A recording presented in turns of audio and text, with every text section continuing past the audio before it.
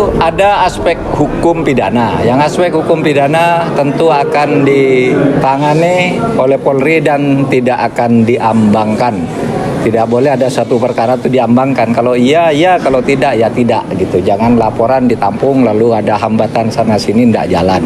Ada target waktu? Jelas. Prof.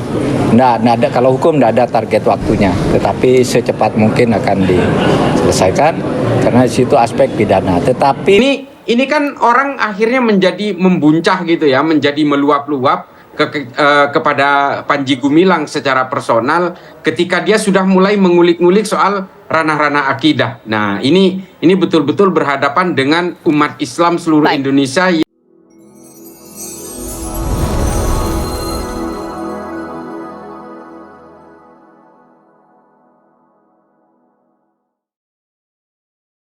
Ada satu pelanggaran yang paling fatal yang dilakukan oleh Panji Gumilang ya di Al Zaitun karena menyangkut persoalan akidah, yaitu yang mengatakan bahwa Al-Quran bukanlah kalamullah. Makanya saya ketika mereka melakukan ucapan dalam khutbah mengatakan qala Rasulullah fil Qur'anil Karim, ini menurut saya pikir itu bukanlah suatu kesengajaan, hanya kesalahan ucap. Tapi ternyata di setiap khutbah orang-orang di Al Zaitun mengatakan hal yang sama. Nah, ini yang menjadi persoalan paling penting adalah ini yang menurut saya akan masuk ke ranah penistaan agama.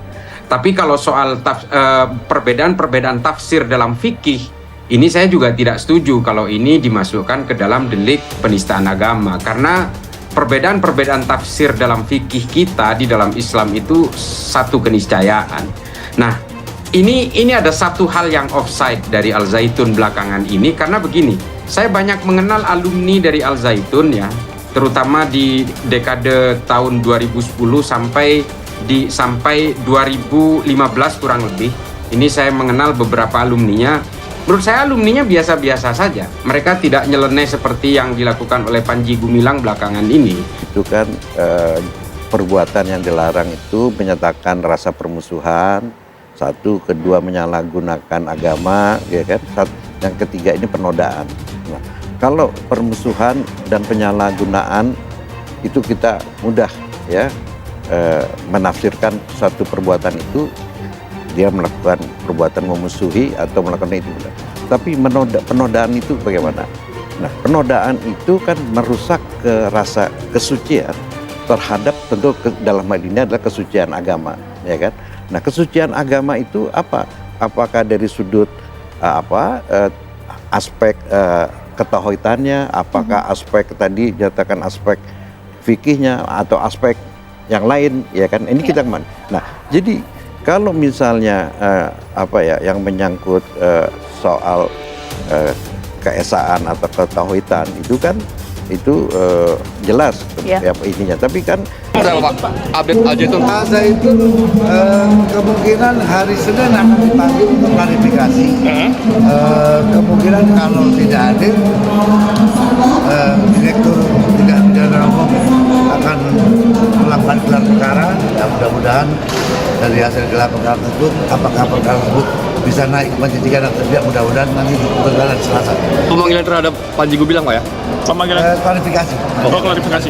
Selain yang bersangkutan udah ada belum Pak saksi yang sudah diperiksa? Saya yakin penyidik sudah melakukan klarifikasi kepada beliau, tentunya saksi-saksi yang lain sudah dilakukan pemeriksaan. Menteri Agama satu Pak Surya Dharma Ali kan mengatakan tidak ada masalah yang dilanggar ya untuk masalah penistaan agama. Tapi saya kembali kepada tadi pernyataan saya bahwa saat ini kan sudah ada beberapa alat, mungkin sudah ada beberapa indikasi yang bisa masuk ke dalam pasal 184 ayat 1 KUHP. Ini kan yang harus dilakukan oleh penyidik Polri ya. Yang pertama adalah keterangan saksi, tentunya kita sudah punya keterangan saksi pelapor ya. Kemudian keterangan ahli yang tadi mungkin dari MUI, dari ahli agama, ahli tafsir agama ya. Kemudian surat petunjuk, dan yang hari Senin itu kan termasuk dalam keterangan yang nanti akan dilihat apakah dari keterangan atau klarifikasi saudara Panji Gumilang itu bisa ditingkatkan menjadi tersangka ya. Kalau penyidikan tentu menjadi tersangka. Nah, saya kira mungkin ini sedang berproses, dan apa yang disampaikan oleh Pak Prof Mahfud yaitu Menko Polhukam harus ada kepastian, tidak akan diambangkan. Sehingga di sini saya kira dengan pernyataan-pernyataan Saudara Panji Gumilang maupun perilakunya dia yang mungkin tidak lazim sesuai dengan tata cara dalam menjalankan ibadah agama, ini akan menjadi satu masukan yang kita ambil dari beberapa keterangan ahli sebagai salah satu unsur pasal 184 ayat 1 sehingga bisa ditetapkan kasus ini menjadi kasus pidana atau tidak. Tapi kalau keyakinan saya ini melihat daripada bukti-bukti saat ini, kemudian pernyataan yang bersangkutan, ini kelihatannya bisa akan maju menjadi satu kasus pidana.